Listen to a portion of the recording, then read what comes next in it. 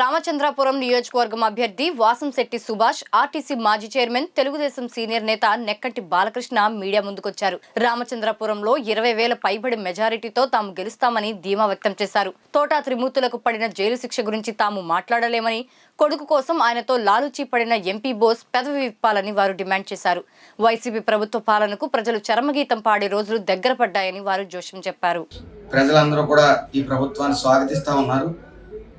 ఏదైతే నామినేషన్ ప్రక్రియ అయిన తర్వాత జనంలో స్టేబుల్గా ఉన్న జనం అందరూ ఎటు వెళ్దామని చూసే జనం అందరూ కూడా మరి తెలుగుదేశం వైపు రావటం, మరి కేడర్ అంతా కూడా ఉత్సాహంగా ఈ ప్రచారంలో ఎవరికి వాళ్ళు మన పార్టీ మనం నగ్గించుకోవాలనే ఉత్సాహంతో ముందుకెళ్ళటం, అదేవిధంగా ప్రతిపక్ష పార్టీ కూడా డౌన్ అవటం. ఎందుకంటే ఏదైతే క్యాండిడేట్ ఉన్నాడో పిల్లి సూర్యప్రకాష్ గారు, ముఖ్యంగా ఆయన ఉద్యోగానికి ఇంకా రాజీనామా చేయకుండా ఇక్కడ ఏమైనా ఓడిపోతే మళ్ళీ ఉద్యోగానికి వెళ్దామనే ముఖ్య ఉద్దేశంతో ఉద్యోగానికి రాజీనామా చేయకుండా ఇక్కడే ఉండటం ఒక ఎత్తు అయితే, రెండోది ఏ విషయమైనా ప్రజలు కొద్ది అభివృద్ధి గురించి అడిగినప్పుడు మా డాడీని అడుగుతాను, మా తోట త్రిమూర్తుల అంకుల్ని అడుగుతానని చెప్పడం కూడా చాలా సందర్భాల్లో చూసాం. మరి ఆయన ఇంకా ఈ రాజకీయం పొలిటికల్గా నలగాల్సి ఉంది.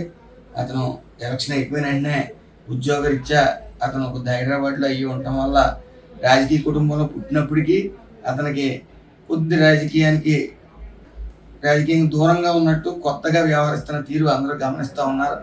ఏదేమన్నప్పటికీ రాబోయే కాలంలో ఇంకా పెను మార్పులు జరుగుతాయి.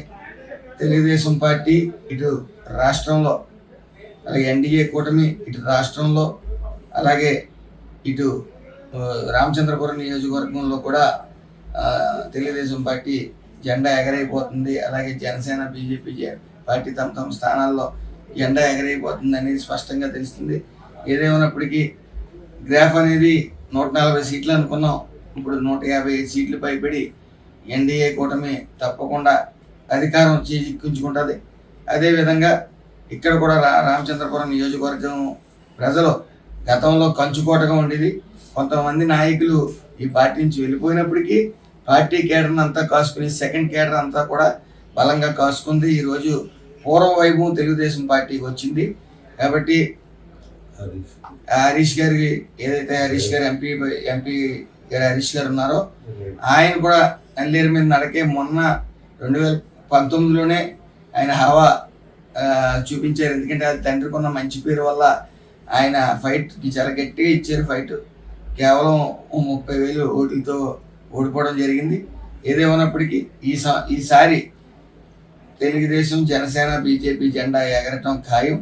దానికి ప్రజలందరూ పట్టం కట్టడానికి సిద్ధంగా ఉన్నారన్నది మాత్రం ఈ ప్రచారంలో స్పష్టంగా కనిపిస్తా ఉంది. సరే, తోట త్రిమూర్తుల గారికి కుటుంబ సభ్యులకి పడ్డ జైలు శిక్ష మీకు ఏమైనా అనుకూలంగా మారుతుందా? ఎందుకంటే దళితులు చాలా ఆగ్రహంగా ఉన్నారు. ఏదైతే ఈ విషయం చెప్పారో ఇది పూర్తిగా బోస్ గారికి తెలుస్తుంది ఈ విషయం. నేను ఎందుకంటే ఆ విషయం శిరోమండపం కేసు జరుగుతున్నప్పుడు నేను చిన్నపిల్లవాడిని, అప్పుడు తెలియదు. మరి ఇప్పుడు తెలుసుకుందాం అనుకున్నప్పటికీ దాన్ని పిల్లి బోస్ గారిని అడిగితేనే తెలుస్తుంది. ఎందుకంటే అతను కర్త క్రియ కర్మ అన్నీ మోసాడు ఆ కేసు విషయంలో. ఇప్పుడు అది శిక్ష పడిందన్నా కూడా అది బోస్ గారి వల్లే, ఆ ఘనత బోస్ గారికి చెందుతుంది. కాబట్టి